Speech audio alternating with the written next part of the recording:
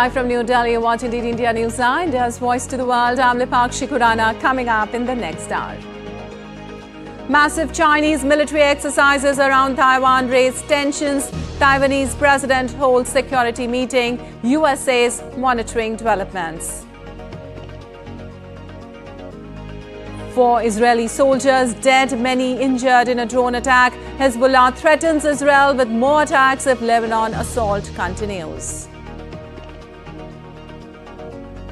Man arrested near Trump rally in California faces gun charges, had firearms, multiple passports and a fake license plate. Police claims to have averted another assassination attempt.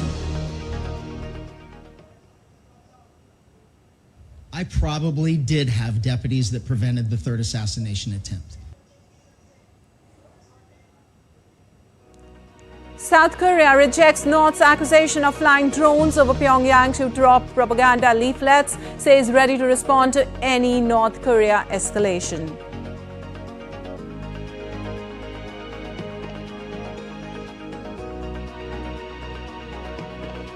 India's President Draupadi Murmu addresses Indian community in Algeria, says Indian community is a bridge between two nations. Delegation level talks today.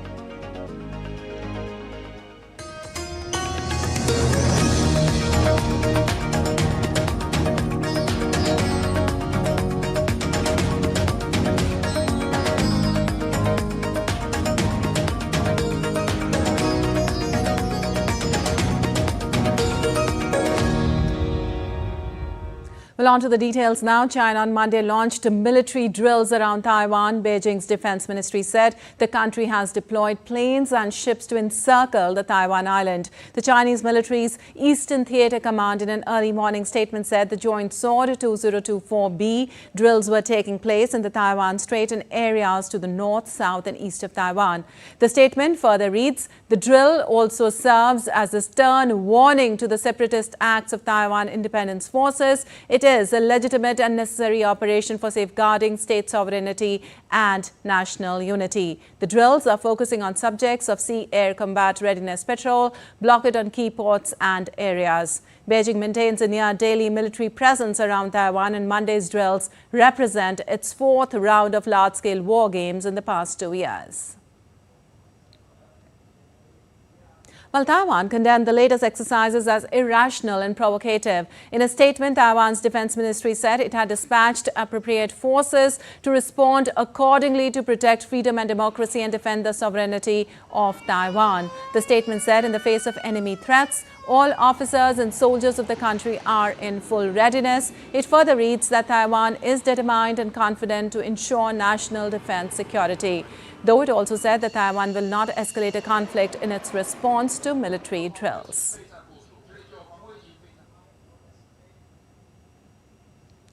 A Taiwan security official said on Monday pressure on Taiwan from China is not light. Speaking at an international forum on Chinese politics being held in Taipei, National Security Council Secretary General Joseph Wu said, we need to stay alert at all times. We will stay moderate and responsible, maintain status quo across the Taiwan Strait.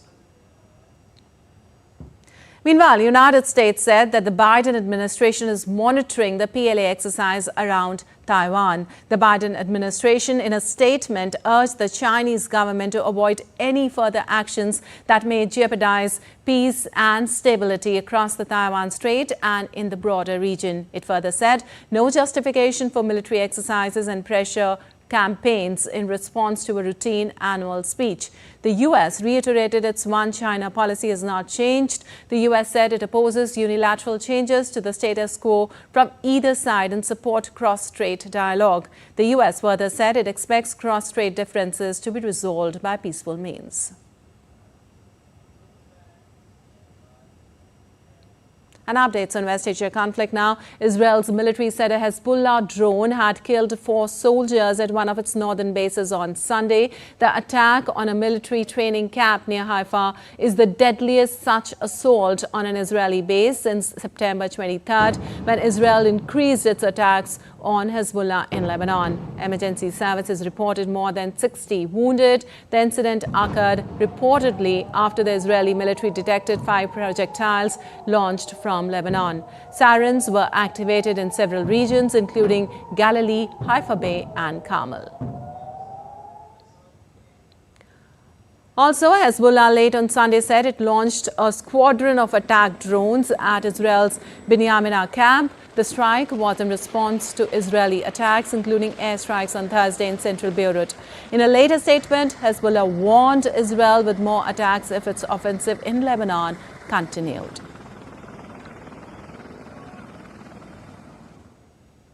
Meanwhile, UN Secretary-General Antonio Guterres on Sunday denounced attacks that have injured several peacekeepers in southern Lebanon. The UN Secretary-General in a statement said the attacks against peacekeepers are in breach of international law and may constitute a war crime.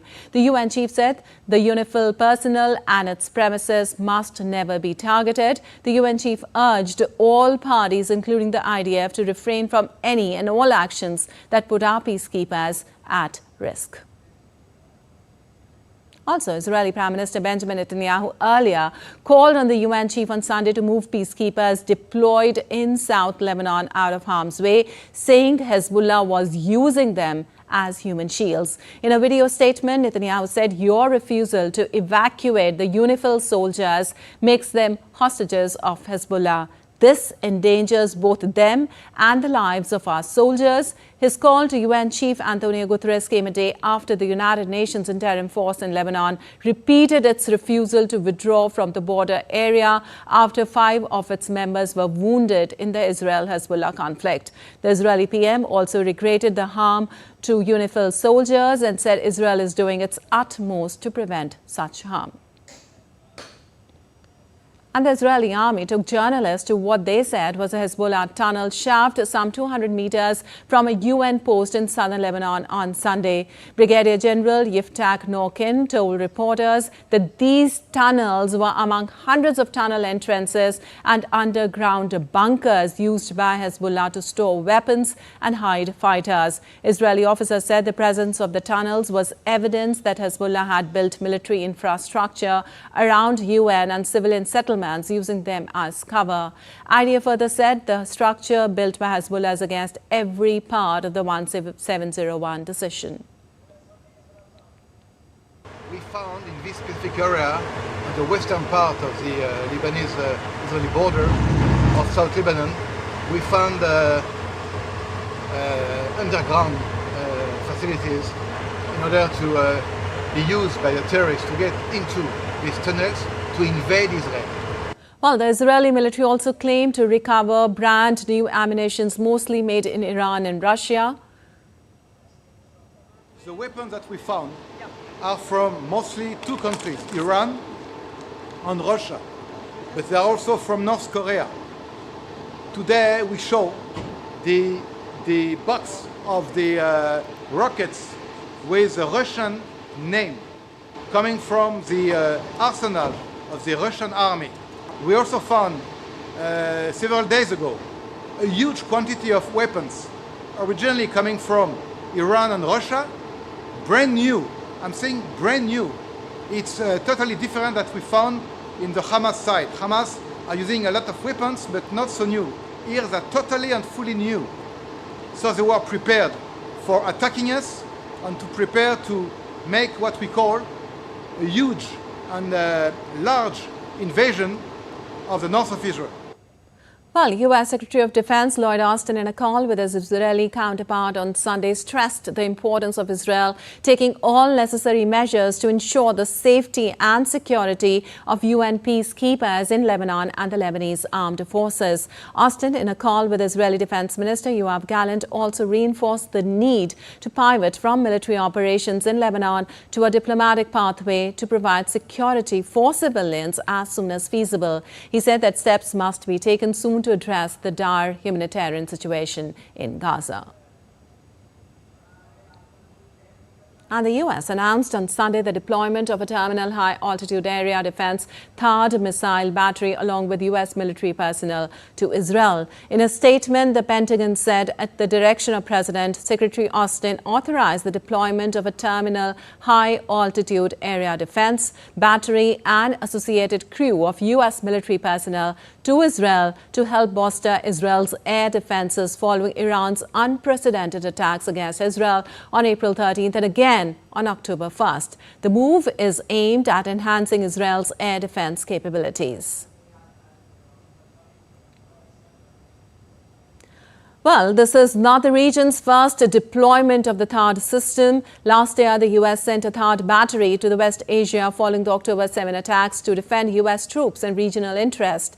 Additionally, the U.S. deployed a THAAD battery to Israel in 2019 for training and an integrated air defense exercise. And French President Emmanuel Macron on Sunday urged his Iranian counterpart Masoud Pezeshkian to support a general de-escalation in West Asia during a conversation. In a separate discussion, Macron reiterated to Lebanon's caretaker Prime Minister Najib Mikati the absolute necessity of obtaining a ceasefire in Lebanon without further delay.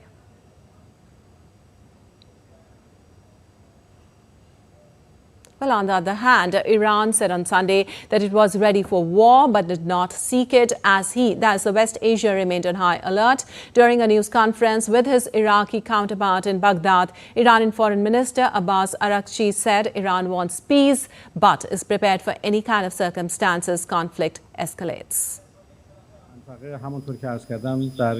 We are prepared for any kind of circumstances. We are ready for war, but we are also ready for peace. This is the definitive stance of the Islamic Republic. We are entirely ready for a military conflict. We are not afraid of war, but we do not wish for war.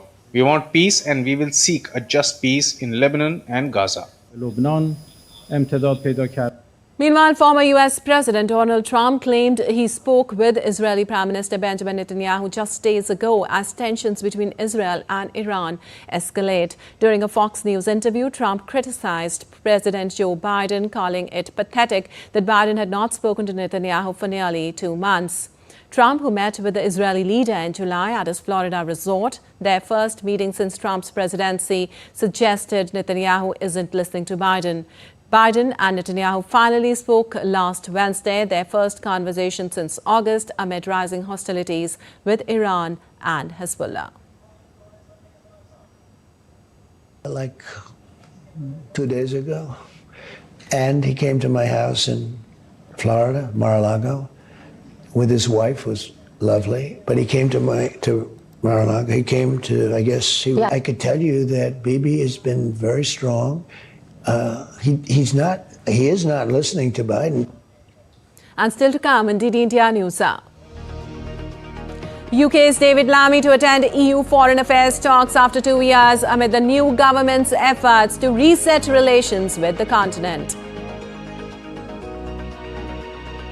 Ukrainian President Volodymyr Zelensky cautions Western allies on North Korea's increasing support for Russia.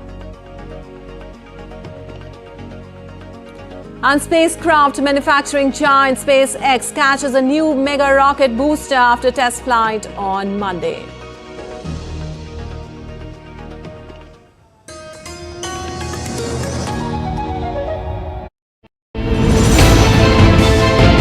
Geopolitics and trade deals. Economic challenges amid development.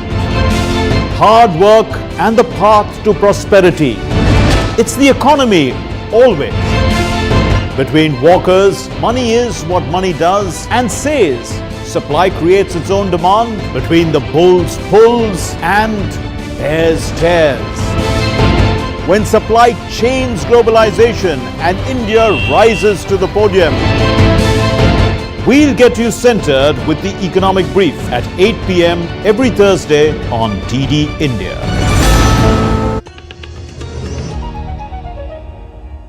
Welcome back. You're watching India News. I'm Lepakshi Khurana, and moving on. A man arrested at a security checkpoint near Republican presidential candidate Donald Trump's California rally on Saturday faces gun charges. The 49-year-old man, identified as Las Vegas resident Ben Miller, was found in possession of loaded firearms, multiple passports and a fake license plate. Riverside County Sheriff said he believed his department prevented another assassination attempt.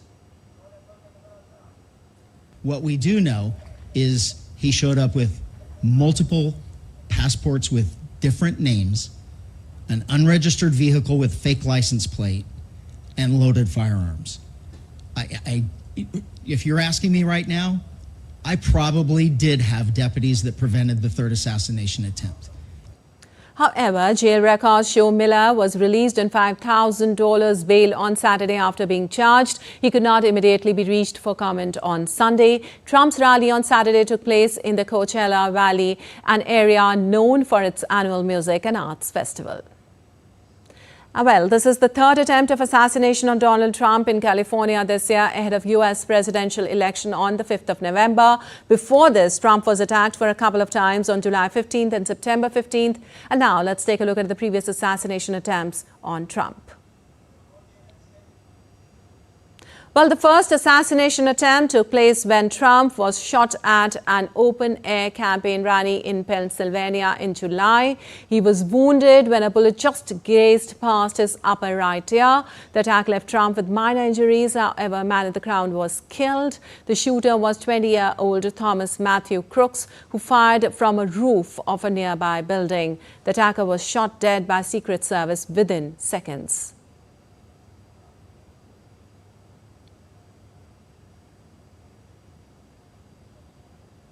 The second assassination attempt took place in September when Trump was at his golf course in Florida. 58-year-old Ryan Wesley Ruth was arrested and charged with firearms offenses. Trump was about 300 to 500 yards away from the spot at that time. The suspect did not fire his weapon during the incident, who dropped the rifle and fled in a vehicle. He was later arrested by the police on 1-95 highway.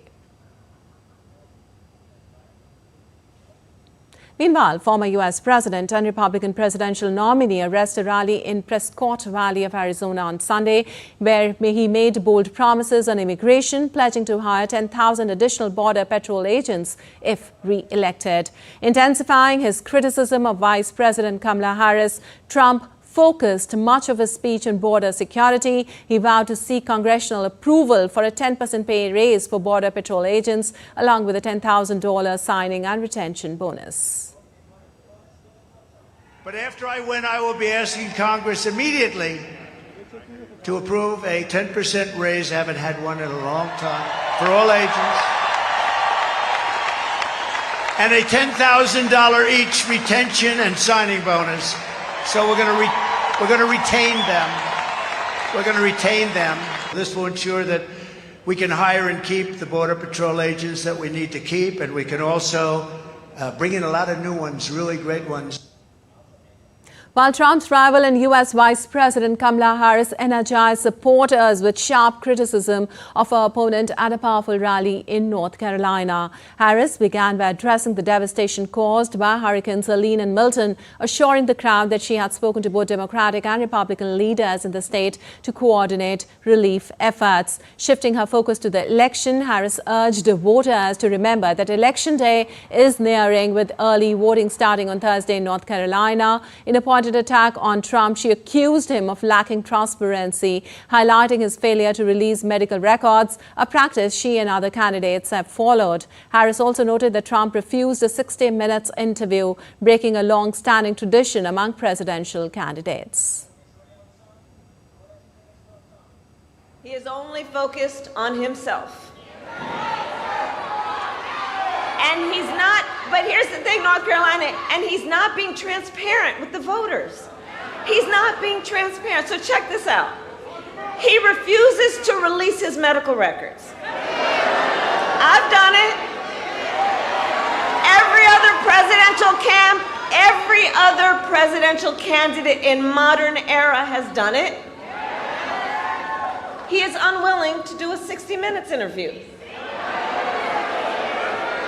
Like every our major party candidate has done for more than half a century. He is unwilling to meet for a second debate. Well, former President Bill Clinton hit the campaign trail in Georgia on Sunday, rallying support for Democratic presidential candidate Kamala Harris. Speaking at a Baptist church in Albany and a community fish fry in Fort Valley, Clinton urged voters to cast their ballots early for Harris and other Democrats. He took a swipe at Donald Trump, mocking him for claiming credit for any good news in the country. Clinton emphasized the high stakes of the election, saying undecided voters hold the future of the nation in their hands. Has the capacity. I'm telling you, this whole election and the future of the country is turning out to be what people who were sort of on the fence about voting are going to do in the next 3.5 weeks. It's the craziest thing I've ever seen. You may not think it's bad, but I mean, if you're one out of them, don't feel guilty or anything, but the whole future of the country's on your back. Well, the UK's foreign minister will join European ministers at the Foreign Affairs Council for the first time in 2 years on Monday as the new government looks to reset relations with the continent. David Lammy will join with a group of 27 EU foreign ministers for talks in Luxembourg on the Middle East and the war in Ukraine. Lammy said this visit is an opportunity for the UK to be back at the table, discussing the most pressing global issues with our closest neighbours and tackle the seismic challenges we all face. The UK's Foreign Ministry highlighted Ukraine as a prime example of how UK-EU collaboration makes a tangible impact. It pointed to joint sanctions on Russia, coordinated training of Ukrainian troops and the mutual work on humanitarian support. Meanwhile, Ukrainian President Volodymyr Zelensky warned on Sunday that his country's defense alliances must adapt in response to North Korea's increasing support for Russia. In his nightly address, Zelensky highlighted the growing alliance between Russia and North Korea, revealing that it extends beyond weapons transfer, involving North Korean personnel aiding Russian forces in Ukraine.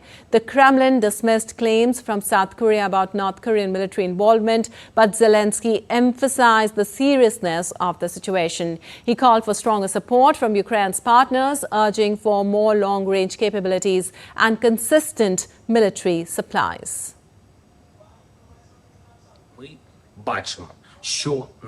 We see an increasing alliance between Russia and regimes like in North Korea. It is no longer just about transferring weapons. It is actually about the transfer of people from North Korea to the occupied military forces. It is obvious that under such conditions, our relationship with our partners needs to evolve. The front line needs more support.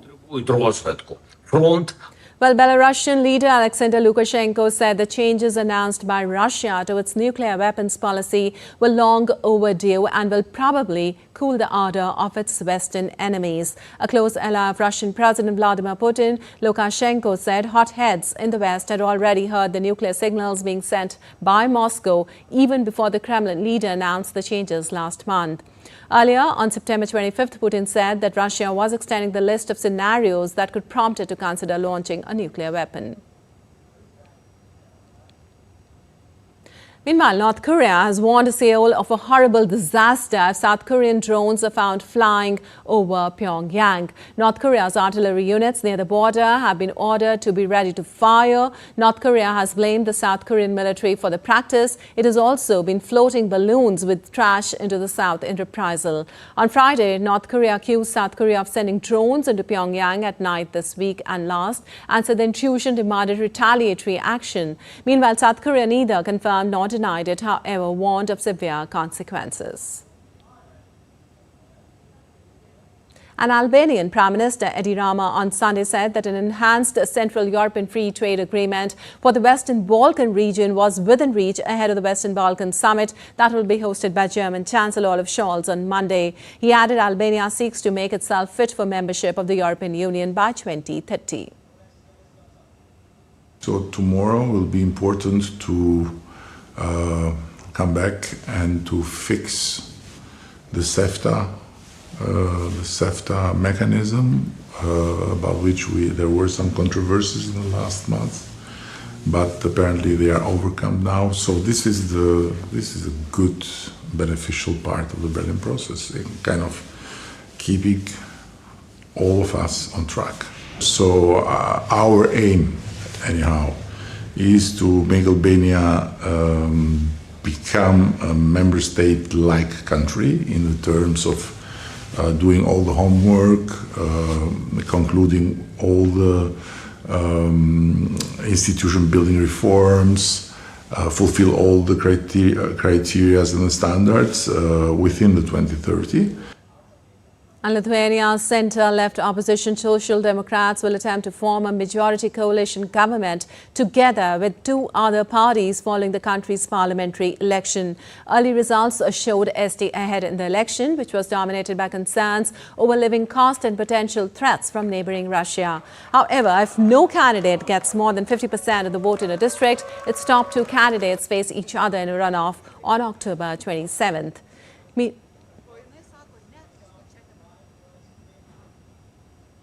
Meanwhile, country's centre-right government of Prime Minister Ingrida Semonite saw its popularity eroded by inflation that topped 20% 2 years ago, as well as by deteriorating public services and a widening gap between the rich and the poor.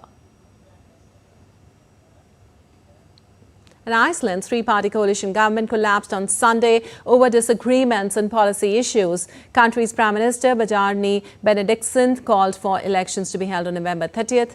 Benediktsson, head of the Conservative Independence Party, said tensions had mounted within the left-right coalition on issues ranging from foreign policy to asylum seekers and energy. The coalition had been made up of the Independence Party, the Left Green Movement and the centre-right Progressive Party.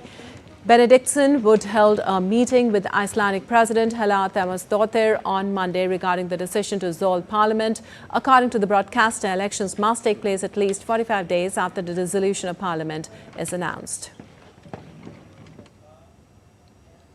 And U.S. President Joe Biden pledged ongoing federal support for Florida's recovery from Hurricane Milton after surveying the extensive damage caused by the storm, which claimed at least 17 lives. Falling closely on the heels of Hurricane Helene, Milton left a trail of devastation with power outages and fuel shortages still plaguing the state. Aboard Marine One, Biden flew over Florida's western coast, witnessing shattered communities and the damaged roof of Tropicana Field in St. Petersburg. On the ground, he saw debris-filled neighborhoods and homes ravaged by the storm. Biden emphasized that while federal aid has been approved, FEMA will need additional funding from Congress. He urged lawmakers currently on recess to return and approve more disaster relief funds. I did an aerial tour of St. Petersburg and the battered coastline. I flew over Tropicana Field and with the Tampa Bay raised play, and the roof is almost completely off, but thank God not many people were injured. And homeowners have taken a real beating, these back-to-back storms, and they're heartbroken and exhausted, and their expenses are piling up. Well, in yet another tech marvel, SpaceX in its fifth Starship test flight on Sunday returned the rocket's towering first-stage booster back to its Texas launch pad for the first time using giant metal arms. The rocket's first-stage Super Heavy booster lifted off from SpaceX's Boca Chica, Texas launch facilities. With this, another novel engineering feat was achieved in the company's push to build a reusable Moon and Mars vehicle. The novel catch landing method is the latest advance in SpaceX's test-to-failure development campaign for a fully reusable rocket designed to loft more cargo into orbit, ferry humans to the Moon for NASA, and eventually reach Mars, the ultimate destination envisioned by CEO Elon Musk. Starship, first unveiled by Musk in 2017, has exploded several times in various stages of testing on past flights, but successfully completed a full flight in June for the first time. And still to come, indeed, India News Hour. India's External Affairs Minister is expected to attend SCO summit as Pakistan prepares for the big event amid security concerns. Ahead of government formation in the Union Territory, Centre revokes President's rule in Jammu and Kashmir. And people of Gujarat prepare to celebrate Chandi Padvo festival with curry and bhushu.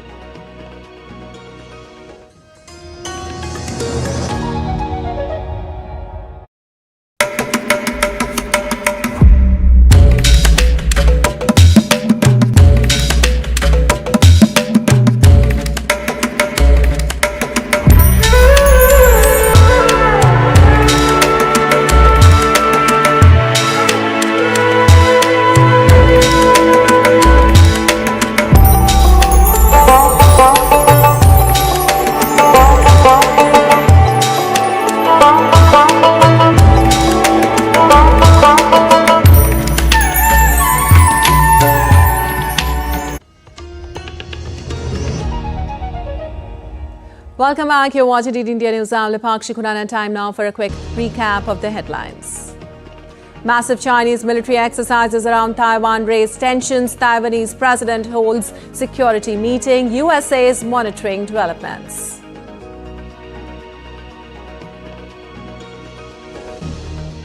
Four Israeli soldiers dead, many injured in a drone attack. Hezbollah threatens Israel with more attacks if Lebanon assault continues. Man arrested near Trump rally in California faces gun charges, had firearms, multiple passports and a fake license plate. Police claims to have averted another assassination attempt. North Korea says border units on standby to shoot amid drones infiltration. South Korea neither confirmed nor denied it, however warns of severe consequences. India's President Draupadi Murmu addresses Indian community in Algeria, says Indian community is a bridge between two nations. Delegation level talks today. And moving on, preparations are underway in Pakistan as the country gears up to host a summit of the Shanghai Cooperation Organization grouping on October 15th and 16th. The meeting of the SCO comprises 9 full members, including China, India, Iran and Russia. India's External Affairs Minister Dr. S. Jaishankar is expected to attend alongside Prime Ministers of China and Russia, among others. Meanwhile, restrictions under Section 144 have been imposed in Karachi city in Pakistan's Punjab ahead of the summit. Authorities will also shut down the capital Islamabad amid recent terrorist violence and political unrest, including a deadly attack on a convoy of Chinese engineers in Russia.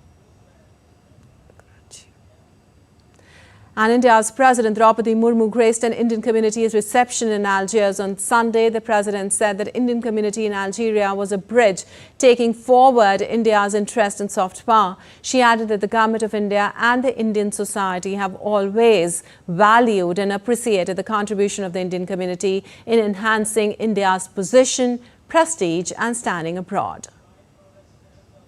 भारतीय लोग भविष्य में Algeria के साथ साझेदारी के लिए तैयारी है। अल्जीरिया ने विभिन्न क्षेत्रों में कार्यरत परिश्रमी भारतीय समुदाय एक तरह से भारत के सच्चे राजदूत हैं। ऐसे तो हम लोगों के राजदूत हैं, लेकिन आप भी एक राजदूत का ही काम कर रहे हैं। जब भी आप किसी अल्जीरियाई व्यक्ति से मिलते हैं तो आप उसका परिचय भारत की भावना से करते हैं। आपका संस्कृति, आपके चाल चलन, चेहरा, भावना भारतीयता में भरी हुई है। Well, the president also said that India supported Algeria's liberation movement against colonialism from the very beginning. She said our leaders have had close personal relations. Bharat ने कॉलोनियलिज्म के विरुद्ध आर्जिया के मुक्ति आंदोलन का शुरू से ही समर्थन किया। हमारे नेताओं के अल्जीरिया के नेताओं के साथ घनिष्ठ व्यक्तिगत संबंध रहे हैं। जब 1962 में अल्जीरिया स्वतंत्र हुआ तो भारत अल्जीरिया का साथ देने के लिए मौजूद था और हमने तुरंत राजनीतिक संबंध स्थापित किए। तब से राजनीतिक संबंधों में कोई गुना वृद्धि हुई है। Earlier, upon arrival, President Murmu was received by her Algerian counterpart, Abdelmajid Tebboune, as a special jester. Other members of the cabinet were also present. The president was accorded a warm ceremonial welcome. She was honored with a 21-gun salute and reviewed a guard of honor consisting of the Republican Guard and members of the Land, Air and Naval Forces. The president is in Algeria as part of a 3-nation tour of Africa, where she will also visit Mauritania and Malawi, which is reflective of India's deep desire to strengthen its partnership with African countries.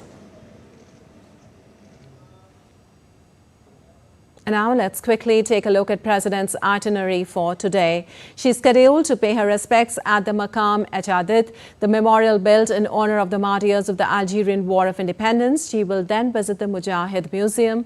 Later, the President will meet Algerian President Abdelmajid Tebboune and hold delegation-level talks, followed by a press statement. In the evening, President Murmu will attend the lunch hosted by President Tebboune. Besides, she will also address the Algeria-India Economic Forum. Finally, at the end of the day, Speaker of the National People's Assembly of Algeria, Ibrahim Boughali, will also call on the visiting dignitary. and members of the Indian community in Algeria are all praised for President Murmu, saying she is an inspiration. Ma'am को यहाँ पे देखकर हमारे president को बहुत गर्व की बात है। वो भी पहली महिला हैं, काफ़ी इंस्पायर किया उन्होंने हम सबको, और I can understand that. And Algerians Indians की बहुत रिस्पेक्ट करते हैं, तो काफ़ी देर बाद कोई इतना सीनियर पब्लिक फिगर हमारे देश से यहाँ पे आए हैं। सो आई एम श्योर कि आगे फ्यूचर के लिए, हमारे देश के लिए, अल्जीरिया के लिए भी ये बड़ी उन्नति की बात होगी। तो काफ़ी गर्व की बात है, एक महिला leader to madam president, it's a big honour for me to see her today. First बार सबसे जब 2015 जब से हम लोग यहाँ रह रहे हैं, पहली बार हमारे कोई भी बड़े लीडर फर्स्ट बार ही आए हैं इधर। सो जब हम लोग को पता चला, 4-5 पहले हम लोग को पता चला कि वो आ रहे हैं, तो हम लोग बहुत एक्साइटेड थे, सारे आदमी एक्साइटेड थे उनसे मिलने के लिए, क्योंकि पहली बार अल्जीरिया में कोई हमारे डेलीगेट्स आए थे, अभी आए हैं, तो बहुत अच्छा लगा। और उन्होंने हमारे संबंध, इंडिया और अल्जीरिया के संबंध के बारे में ये अच्छा से बताए हैं। सो हमको लगता है कि अभी रिलेशन अच्छा बनेगा और हम लोग का बिजनेस और जो अपना देश का जो है वो अच्छा होगा, डेफिनेटली होगा। I feel excited about it and I kind of like her and I'm proud of that moment. Well, the US-India Strategic Partnership Forum is hosting its annual India Leadership Summit 2024 in New Delhi on Monday to enhance bilateral trade, supply chain, semiconductor investment, AI and next-gen technologies cooperation. This summit follows on the heels of India's Prime Minister Modi's successful visit to the United States for the 6th Quad Leaders Summit and the United Nations General Assembly. The day-long summit also aims to bolster defense ties, promote clean energy and secure a free and open Indo-Pacific. The summit offers a vital platform to strengthen the dynamic strategic partnership between Washington and New Delhi. Also, India's External Affairs Minister Dr. S. Jaishankar highlighted key ways to strengthen US-India strategic and economic ties, as well as emphasized upon the natural synergy between the two nations at the US-India Strategic Partnership Forum that began in New Delhi on Sunday.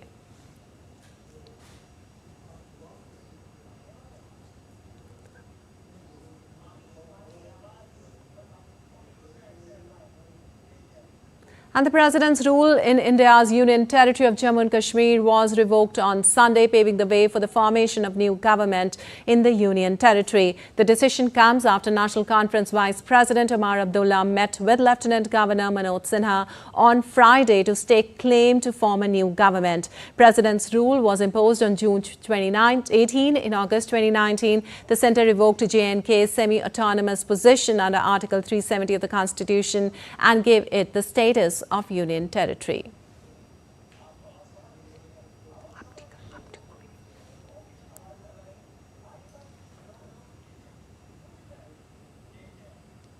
Well, the Chief Secretary of West Bengal has called an emergency meeting today with key medical bodies after Federation of All India Medical Association or FIMA made a nationwide call for boycotting elective services. The Federation member said that they will closely assess the meeting's outcome to ensure it meets the demands of the West Bengal Junior Doctors Front. It added that if the meeting fails to produce satisfactory results, they will proceed with a complete boycott from 15th October onwards. They however added that the emergency services will remain unaffected to uphold our commitment to urgent patient care.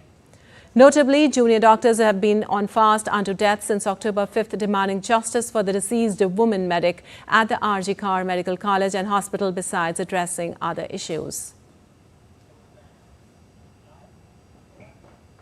And in line with India's policy of zero tolerance against drugs, the special cell of Delhi Police and Gujarat Police continue their huge crackdown against the drug mafia. On Sunday, the joint team seized 518 kilograms of cocaine from Gujarat. The recovered drugs belonged to a company named Pharma Solution Services and came from Avkar Drugs Limited, Ankleshwar, Gujarat. Earlier on October 1st, the team raided a warehouse in Delhi's Mahipalpur and seized a consignment of 562 kilograms of cocaine and 40 kilograms of hydroponic marijuana. Similar actions were taken on 10th of October when they seized around 208 kilograms of additional cocaine from Delhi itself. So far, a total of 1,289 kilograms of cocaine and 40 kilograms of hydroponic Thailand marijuana has been recovered in this case. And an Air India flight operating from Mumbai to New York was diverted to Delhi following a security concern arising out of bomb threat. The aircraft is currently stationed at the IGI airport and all standard safety protocols are being diligently followed to ensure the safety of passengers and crew on board. A joint operation is underway to investigate the threat, with necessary security drills being followed at the airport and required checks being carried out. The airline assured that their colleagues on the ground are working to minimize the inconvenience caused to passengers by this unexpected disruption. And the Global Standards Symposium 2024 is being organized here in New Delhi to discuss the role of technology standards to shape the next digital wave of innovation. India's Minister of Communications, Jyotiraditya Scindia, today inaugurated one of the biggest telecom events. He said the symposium aims to bridge the gap between rapid technological advancement and the existing international regulatory frameworks. He added that India has achieved the world's fastest 5G rollout due to its robust telecom sector. In India alone, for example, 5G is anticipated to inject an astounding $450 billion into the economy by 2040. And therefore, while we have rolled out 5G across all 36 states and union territories, covering 98% of our districts and 80% of our population in just 22 months, this is not only a feat of India alone, but it highlights the transformative power of standardized innovation. And now let's take a look at other stories making news today. The Chief Minister of Central Indian State of Madhya Pradesh, Mohan Yadav, inaugurated the 15-day celebration marking the birth anniversary of Maharishi Valmiki to be observed on October 17th. The day honors the great sage who wrote the Ramayana, a famous epic that teaches about ethics, morality and victory of good over evil. Preparation begins in Western Indian state of Gujarat for Chandi Padwo festival, which will be celebrated on 17th of October. Chandi Padwo is an occasion when Gujarati people gather with friends and family to enjoy local variety of sweet curry and bhushu. Last rites of former Minister of Western Indian state of Maharashtra, Baba Siddiqui, was performed with state honours in Mumbai on Sunday. The Nationalist Congress party leader was shot dead on Saturday night by 3 unidentified attackers in Mumbai. India's Minister of Science and Technology, Dr. Jitendra Singh, interacted with the students of Jammu and Kashmir in New Delhi on Sunday. He further advised the students to imbibe new technologies and get acquainted with new developments in different segments of the society. And still to come, indeed, India News Hour. Asia shares await China markets' response to detailed thin stimulus pledges. Kenya's Ruth Chepiatek smashes women's marathon world record. And in sports, top seed Aryna Sabalenka wins third straight Wuhan Open title. Men's world number 1 Jannik Sinner clinches Shanghai Masters.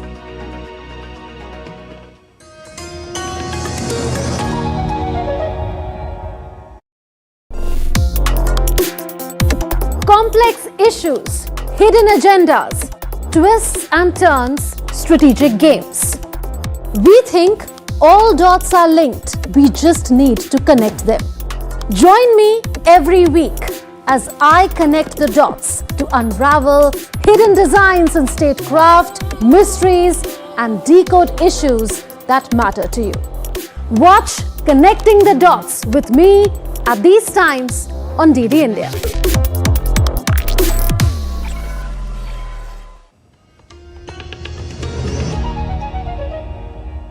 Welcome back. You're watching DD India News. I'm Lepakshi Khurana. On to some business news now. The Governor of Reserve Bank of India, Shaktikant Das, has said that global economy is more integrated than ever before. He was addressing the high-level conference, Central Banking at Crossroads, as a part of commemoration of the 90th year of RBI on Monday. He also highlighted that central banking has evolved on the lines of 21st century and global public debt is likely to increase to 100% of GDP by 2029.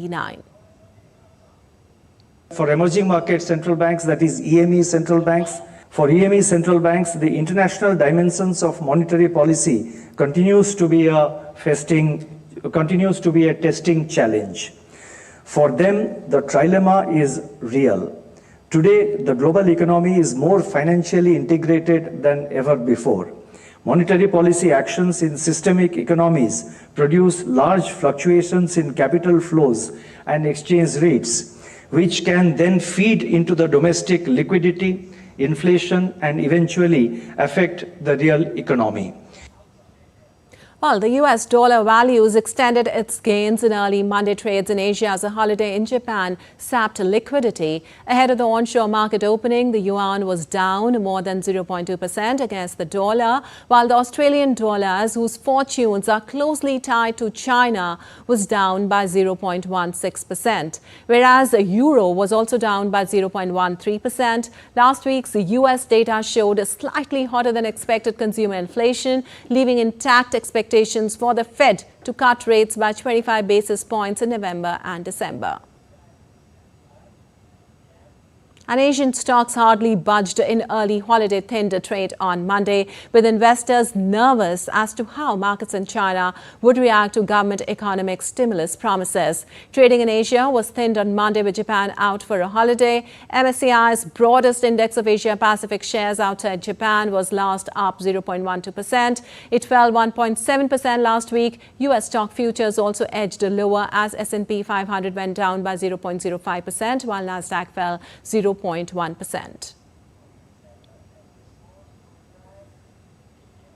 While you're watching DD India News, our time now for some sports news.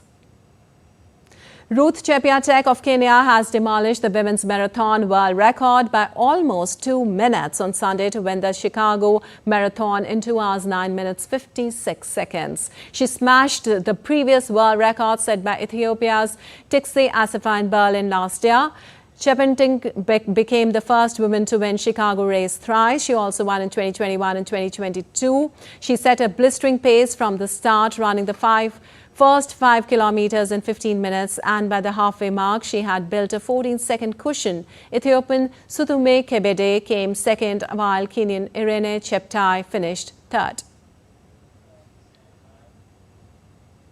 And top seeder Aryna Sabalenka shook off a second set blip to win 3 back-to-back Wuhan Open titles. She beat Chinese 5th seed and home favorite Chen Qinwen 6-3, 5-7, 6-3 in the finals on Sunday. Sabalenka did not face a single break point in the opening set, but world number 2 Sabalenka lost some control in the second set against the Paris Olympics gold medalist. However, Sabalenka raced to win in the decider set. She is the first player to win 3 successive Wuhan Open titles. Sabalenka is targeting to reclaim the top ranking in the final weeks of the season.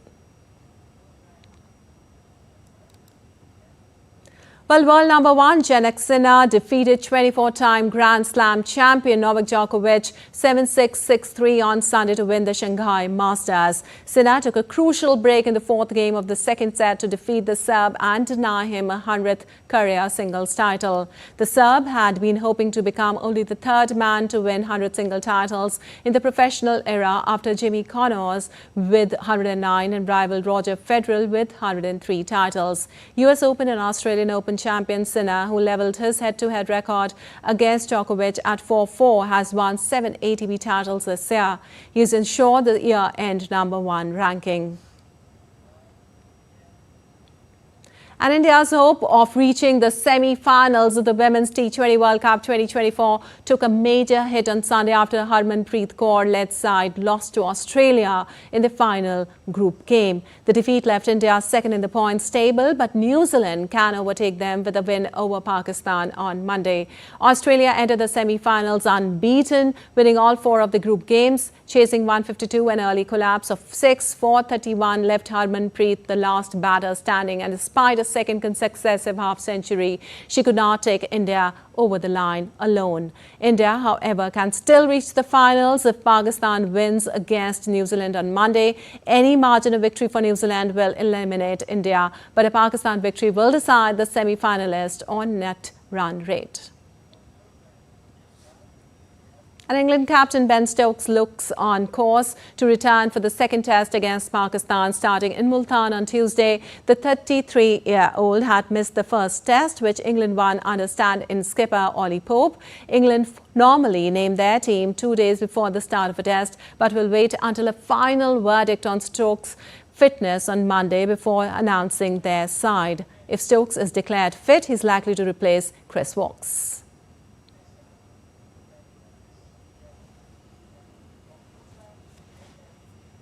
And the ongoing BFI London Film Festival 2024 brings out world's best new films, series and immersive storytelling to the audience. From Jesse Eisenberg to Pedro Pascal, Sam Mendes and Armando Iannucci, the first fest features stars from all corners of the world, bringing their innovative charisma to the screen.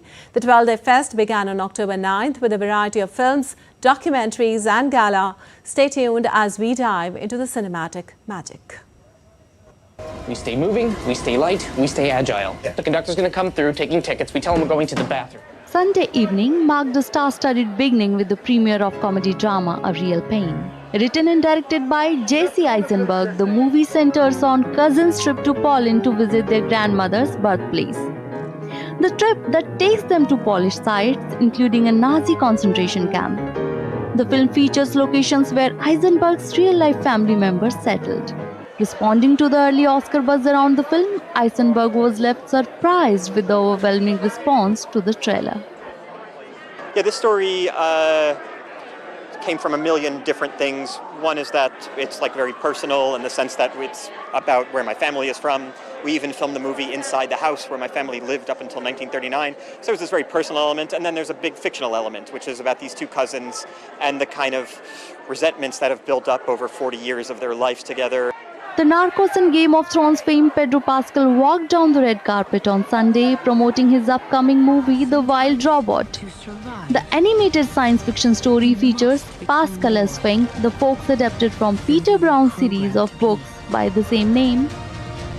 People are mean to foxes. You know, one of my favorite things about London is actually when I catch a fox. In LA, we see coyotes, and in New York, we see rats. And here you see foxes. Continuing the theme, actor Bill Nye is said to have lived with the geese in order to adapt the character.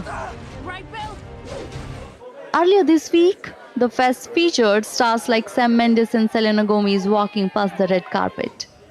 The 12-day fest is expected to shine with award-winning films, documentaries, series and new releases keep audiences on toes.